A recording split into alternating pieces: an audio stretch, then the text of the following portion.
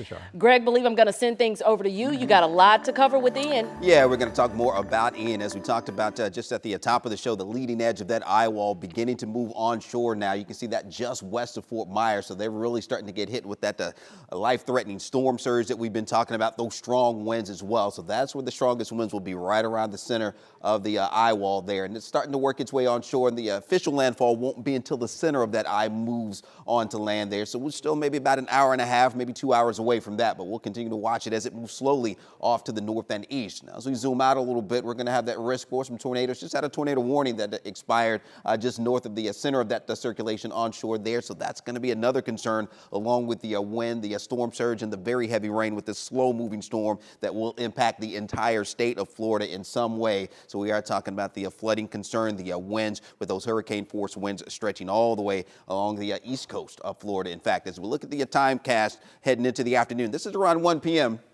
And this is about the time the center of that eye will be working its way onshore. So that may be the official landfall. Sometime it looks like between noon and 1 o'clock, perhaps this afternoon, give or take a little bit, as that system continues to work its way to the north and east. And it will start to weaken, but still maintaining that hurricane strength, even as it moves up toward Orlando and Disney World there. So it's still going to be packing a punch. Very heavy rain, the strong hurricane force winds extending all the way over toward Daytona Beach. Then it gets out over the open waters of the Atlantic and then curves back toward the Carolinas, making a second landfall that looks like as a tropical storm as we head into Friday. So we're going to be talking about Ian for quite some time. Now, here at home, we have been enjoying some quiet fall weather across North Texas. That does continue for us. Nice looking view as we take you on out to Fort Worth. 79 degrees there right now, just some partly to mostly sunny skies we're looking at there now, and coming back over to downtown Dallas, looking at those upper 70s.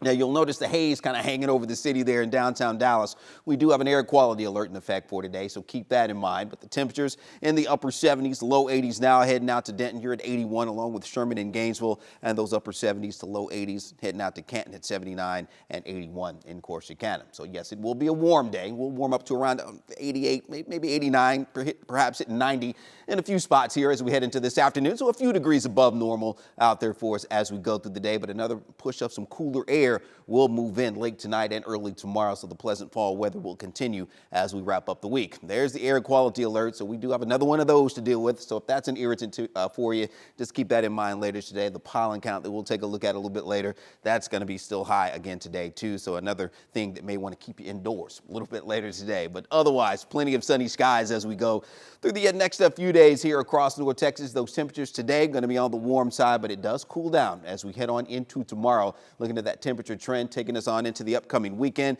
Kicking off the State Fair on Friday, we'll have daytime highs very pleasant, only in the low 80s tomorrow, heading into Friday, and temperatures still going to be in the mid 80s Saturday and Sunday. Plenty of sunny skies, so about what we would expect for this time of year. Here's that 10-day forecast. Check out those overnight lows by the end of the week. Going into the weekend, we'll be looking at some mid-upper 50s, so it's going to be sweater weather for us as we wrap up the week. And you see those daytime highs only warming up slightly as we get into next week. By next Wednesday, we're talking about temperatures closer to 90 once again.